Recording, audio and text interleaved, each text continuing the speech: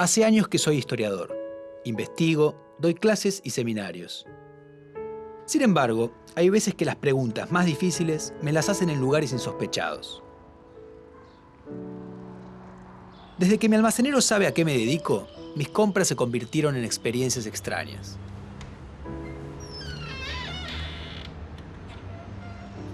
Buen día. Vieja, llegó el historiador. Hola, Felipe, ¿todo bien? ¿Cómo anda? ¿Todo en orden? ¿Qué va a llevar? Y para una picadita. Escúcheme una cosa. Estuvimos discutiendo con la vieja y no nos pusimos de acuerdo. ¿Cuál es su prócer preferido? De lo más grande. Ese que tiene el nombre de ferrocarril. Y Belgrano. Yo decía, Belgrano, grande, Belgrano. Uno agarra el mapa y se fija, es el ramal que más kilómetros tiene. Es verdad, no me he dado cuenta. Historiador, ¿cómo es que no quedan más hombres como ese? ¿Por qué dije Belgrano? Sin duda, Belgrano es uno de los héroes fundamentales de la historia argentina. Solo hay dos personajes que han recibido pocas críticas y han sido respetados por distintas corrientes de historiadores y por distintos sectores políticos a lo largo del siglo XX: San Martín y Belgrano. No solo un ferrocarril lleva su nombre, sino que en todo el país hay localidades, avenidas, calles y monumentos con su nombre. Entre las 7 figuras que se eligieron en la década de 1990 para ilustrar los billetes de pesos argentinos, uno de ellos es Belgrano. Solo hay 3 personajes cuya fecha de muerte marca un feriado nacional, y uno de ellos es Belgrano. Todos los argentinos y argentinas tienen alguna idea acerca de quién fue Manuel Belgrano.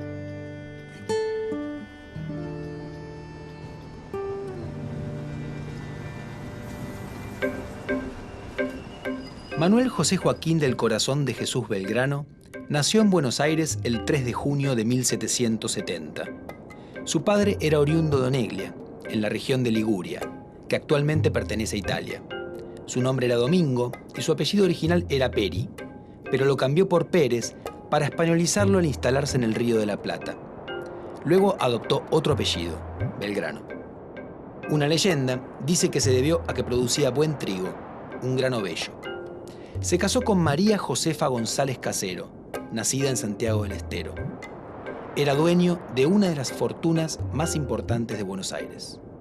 El joven Manuel estudió leyes en la Universidad de Salamanca, en España, algo reservado a gente muy pudiente en el Río de la Plata, donde la mayoría de los que cursaban estudios universitarios lo hacían en Córdoba, en Chuquisaca o en Santiago de Chile. Se interesó especialmente en la economía. Volvió a Buenos Aires en 1794, al ser nombrado secretario del Consulado de Comercio, cargo que ejerció hasta 1810.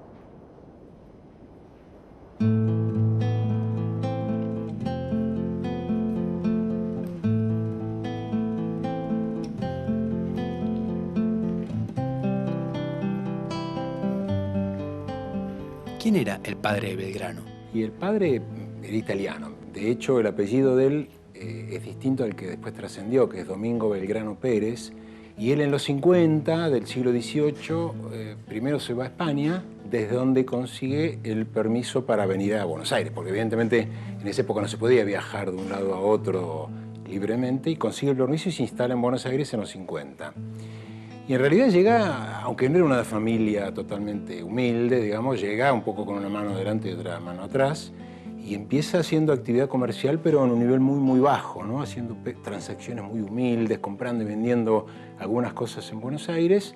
Pero bueno, lo cierto es que en unas pocas décadas termina convirtiéndose en uno de los comerciantes más ricos de Buenos Aires. En alguna época, un poco los historiadores o la gente en general creía que desde tiempos inmemoriales, la clase poderosa, digamos, el sector poderoso de Buenos Aires era un sector terrateniente. Y en realidad eso no es así. En el periodo colonial, los verdaderamente ricos de Buenos Aires eran comerciantes.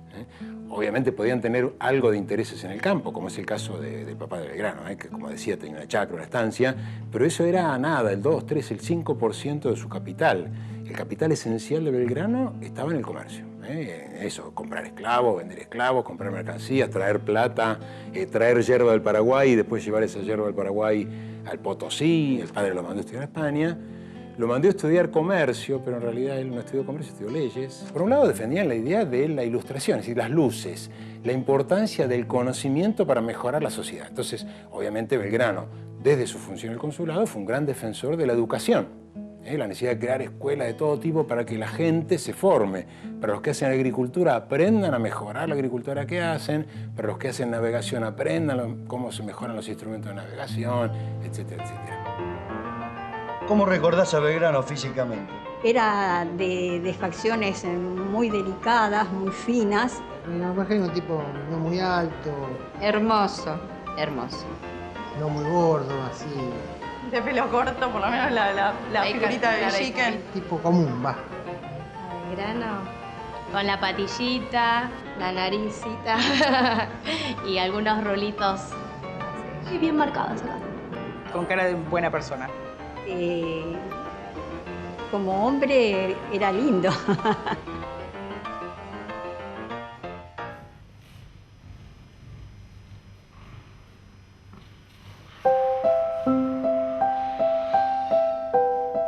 En Argentina hay muchos archivos que conservan documentos con los cuales los historiadores intentamos reconstruir el pasado. El Archivo General de la Nación es el más importante.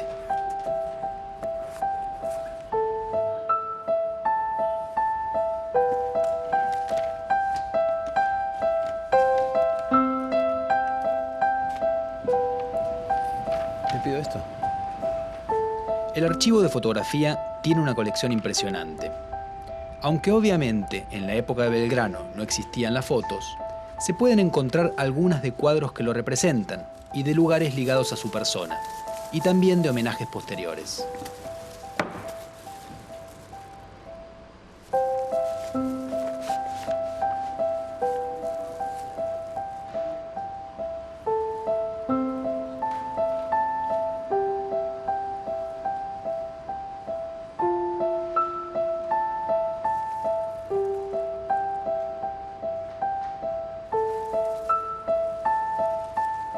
En el Departamento de Documentos Escritos se conservan varios legajos en los cuales hay información sobre Belgrano, en particular cartas que envió o recibió. Los legajos se ordenan por tema y varios de ellos remiten a Manuel Belgrano.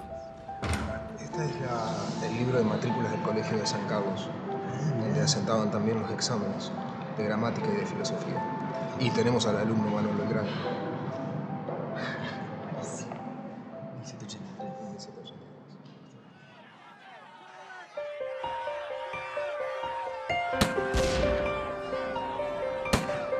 Cuando los ingleses se apoderaron de Buenos Aires en 1806, los miembros del consulado prestaron juramento de reconocimiento a la corona británica.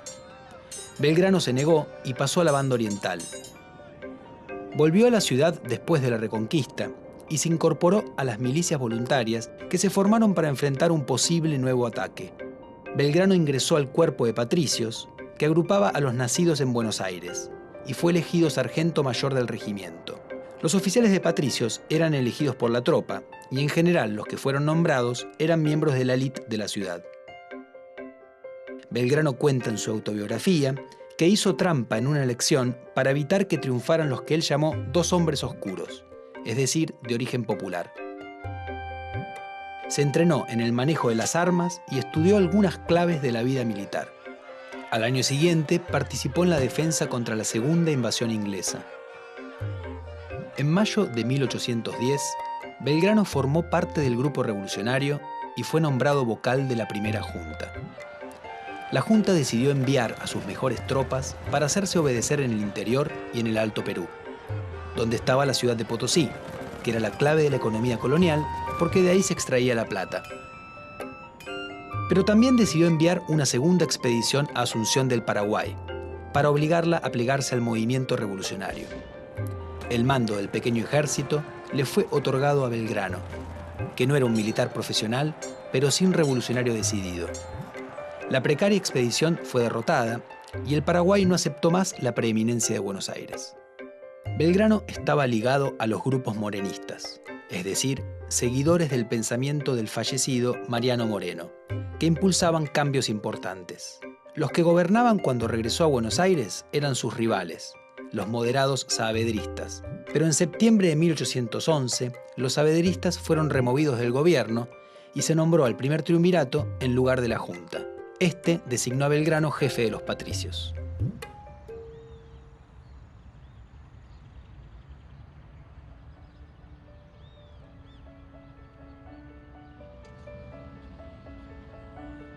En 1812, Belgrano fue enviado a establecer 2 baterías de cañones en el río Paraná, junto a la villa del Rosario.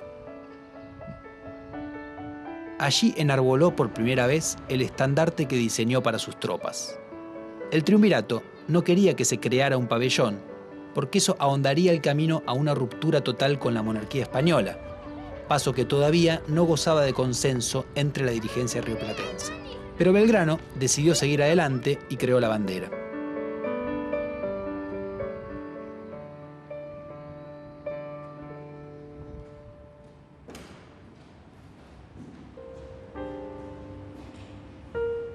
Excelentísimo señor, en este momento, que son las 6:30 de la tarde, se ha hecho la salva en la batería de la Independencia y quedo con la dotación competente para los 3 cañones que se han colocado, las municiones y la guarnición. He dispuesto para entusiasmar la tropa y estos habitantes que se formasen todas aquellas, y les hablé en los términos de la copia que acompaño. Siendo preciso enarbolar bandera y no teniéndola, la mandé a hacer blanca y celeste, conforme a los colores de la escarapela nacional. Espero que sea de la aprobación de vuestra excelencia. Dios guarde vuestra excelencia, Rosario, 27 de febrero de 1812. Manuel Belgrano.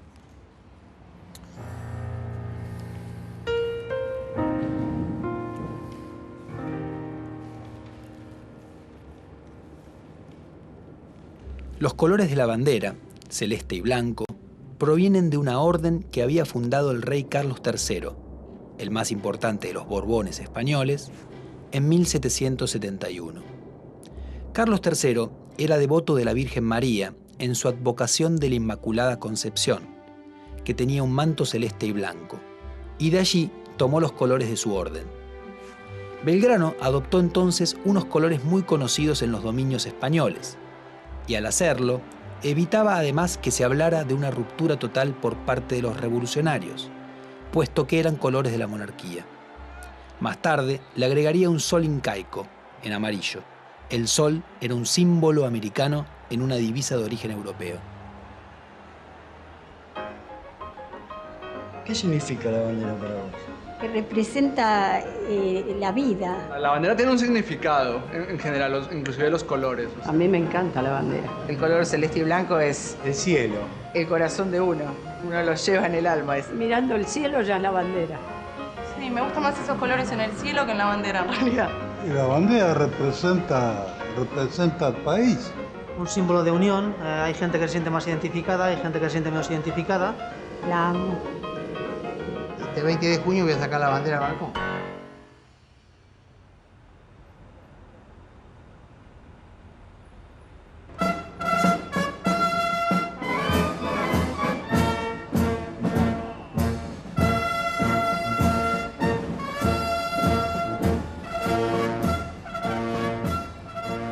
El 2 de junio de cada año, los profesionales de las ciencias económicas celebran el Día Nacional del Graduado en Ciencias Económicas, instituido en virtud de que ese día del año 1794 el doctor Manuel Belgrano, primer economista argentino, asumió el cargo de secretario del Consulado de Buenos Aires.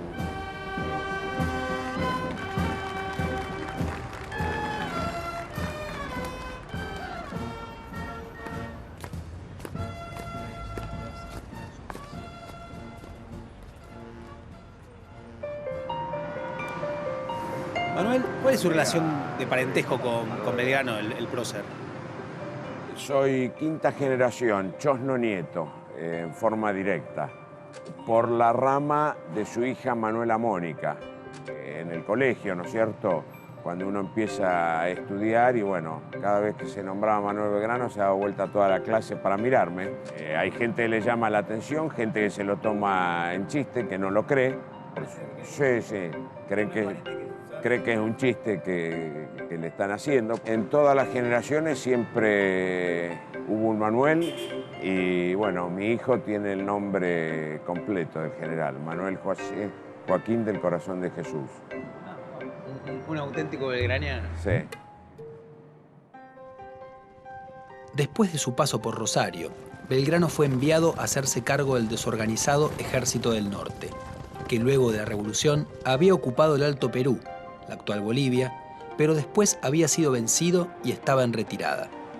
En la ciudad de Jujuy hizo bendecir la bandera por él creada y motivó a los restos del ejército. En esa emergencia, Belgrano ordenó a los pobladores de Jujuy y de Tarija abandonar sus casas y bienes para no dejar nada al alcance del ejército enemigo que avanzaba hacia el sur. Se aplicó la política de tierra arrasada y se incendiaron campos sembrados. El movimiento pasó a la historia como el Éxodo jujeño. Belgrano logró reorganizar el ejército en Tucumán y allí, pese a que las autoridades en Buenos Aires no querían arriesgarse a hacerlo, decidió enfrentar el avance de los contrarrevolucionarios. Los derrotó en la decisiva batalla de Tucumán, en septiembre de 1812, uno de los combates más importantes de la Guerra de Independencia Sudamericana. Avanzó luego hacia el norte y volvió a triunfar en Salta, en febrero de 1813. Entusiasmado, continuó hacia el Alto Perú, pero allí fue vencido en 2 batallas, Vilcapugio y Ayohuma, y su ejército sufrió bajas enormes. Después de eso, debió entregarle el mando al general José de San Martín, enviado desde Buenos Aires. Belgrano volvió a esa ciudad y decidió donar el dinero que el Estado le otorgó por las victorias de Tucumán y Salta para la construcción de escuelas en las ciudades de Tarija, que hoy es parte de Bolivia, Jujuy, Salta, Santiago del Estero y San Miguel de Tucumán. Pero en medio de las convulsiones de la guerra no se construyeron. En 1814 viajó a Europa para negociar apoyos a la Revolución Rioplatense, pero no tuvo éxito. Europa estaba derrotando a Napoleón y con el retorno del absolutismo en todo el continente, cualquier movimiento revolucionario era considerado algo terrible. Eso convenció a Belgrano, que antes era más radical, a proponer una monarquía constitucional para independizar a los territorios revolucionarios. Pensaba que eso sería mejor aceptado. Lo expuso en 1816 ante el Congreso que declaró la independencia en Tucumán. Independencia en la que intervino activamente, presionando a los congresales para que dieran ese paso. Su propuesta era entronizar a un descendiente de los incas llamado Juan Bautista Túpac Amaru, sobrino del famoso Túpac Amaru que había sido descuartizado después de rebelarse contra el dominio español en los Andes. La idea permitiría ganar la adhesión de las poblaciones originarias andinas y daría una legitimidad americana a una monarquía. Sin embargo, su propuesta no tuvo ningún eco. Mientras San Martín preparaba su expedición a través de los Andes para atacar a los realistas que dominaban Chile y dejaba la frontera norte de las Provincias Unidas en custodia de las milicias y las tropas irregulares que dirigía Martín Miguel de Güemes, Belgrano se hizo cargo otra vez del muy disminuido Ejército del Norte, estacionado en San Miguel de Tucumán. De allí se marchó tras unos años, muy enfermo de hidropesía. Al pasar por Santiago del Estero, su antiguo subordinado Manuel Dorrego, quien culpaba a Belgrano por haber sido alejado del ejército, disfrazó a un loco de general e hizo que desfilara delante de la casa donde estaba Belgrano, para burlarse de él. Regresó a Buenos Aires sin dinero y murió pobre el 20 de junio de 1820. Como la provincia estaba atravesando una gran crisis política, casi nadie reparó en ese momento en su fallecimiento.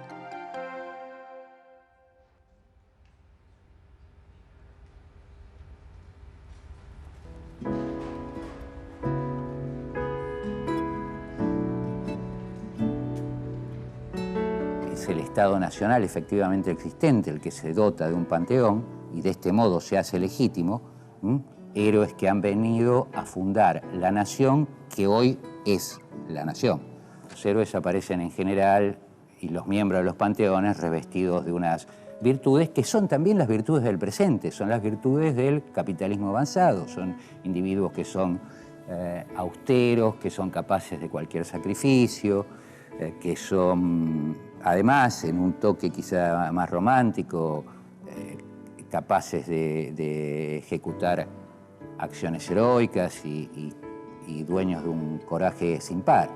En la escuela primaria, en el caso de Belgrano, y en el caso de otros próceres, no solo de Belgrano, lo que ocurre es que al estar asociado a Belgrano a la bandera, la insistencia sobre él quizá fuera mayor, decía, en las aulas, en la escuela, se despliegan una serie de procedimientos y de prácticas que ratifican, remachan la importancia de filiarse con el panteón de héroes nacionales, y los procedimientos todavía hoy en día están en buena parte vigentes, ¿no? Retratos de los próceres en las aulas, lecciones históricas, actos patrios, juramentos de lealtad a la bandera.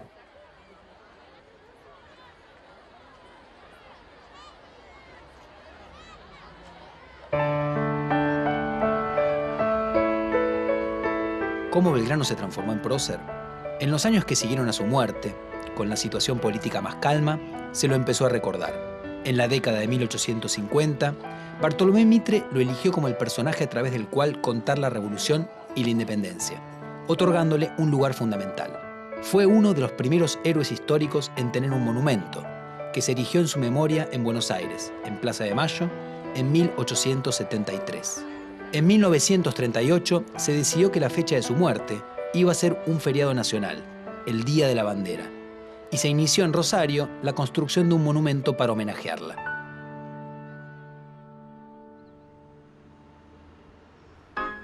Si tuvieses a Belgrano enfrente, ¿qué le dirías? Que gracias por todo lo que nos ha dado y que lo amo con todo mi corazón. Yo le diría a Belgrano que es un grande. No sé si le diría algo, hablaría. Que ya no hay personas que luchan por la patria. Y lo felicitaría. Si volviera a nacer, sería bárbaro.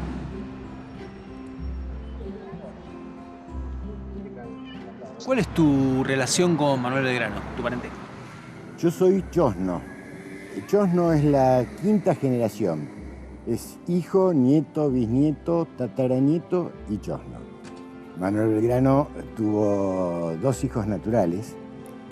Uno de ellos fue Pedro Pablo Rosas, que es de quien desciendo yo, que Manuel lo tuvo con una dama porteña llamada María Josefa Escurra. Tuvo familia en una de las estancias de Rosas, su cuñado, en la provincia de Santa Fe. A mí me lo ha contado mi padre desde que yo era chiquito y bueno, así lo supe, se fue transmitiendo de generación en generación. Lo sé yo, lo han sabido todos mis hermanos, así se ha enterado mi padre y así se habrá enterado mi abuelo también. La imagen de Belgrano que se da en la escuela es la que a nivel país se ha hecho trascender. Creador de la bandera, ganó la batalla de Tucumán, ganó la batalla de Salta, y paremos de contar, cuando sabemos que eso es una milésima parte de todo lo que hizo. Te cuento que hace algo más de 30 años asistí a un acto en homenaje a Manuel Belgrano en el convento de Santo Domingo, que es donde está enterrado. En esa oportunidad me presentaron a quien era el presidente en ese entonces del instituto, un general retirado de la Nación, y cuando me presentaron como descendiente directo de Manuel Belgrano, dijo que eso era imposible porque todos sabíamos que Belgrano no había tenido hijos. Realmente indignado le dije, me extraña, general, que justamente usted pueda decir una cosa así. Entonces miró para todos lados como para que nadie lo escuchara, como buscando un silencio cómplice, y me dijo, bueno, pero se imagina que esto no puede trascender, porque ¿cómo va a quedar la imagen del general? Y yo creo que ese es uno de los grandes errores que tiene nuestra historia. A la pregunta que me hizo mi almacenero sobre por qué ya no hay hombres como esos, una respuesta posible es que en todas las épocas hubo y habrá hombres y mujeres que protagonicen hechos destacables a favor del resto, sin llegar a convertirse en próceres. La construcción de próceres se debe a que en sus orígenes la nación necesitó mitos fundadores y encontró en algunos personajes muy destacados las figuras que precisaba para ocupar el bronce. ¡Ey, Felipe! ¡Felipe!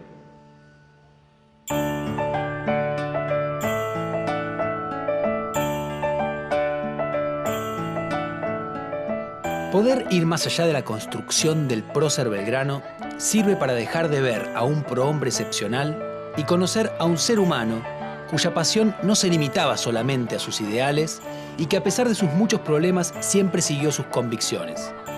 El primero resulta inalcanzable e irrepetible, pero el segundo nos puede motivar para seguir las nuestras. Por volverse revolucionario, Belgrano dejó su promisoria carrera de lado y se dedicó de lleno a la causa en la que creía.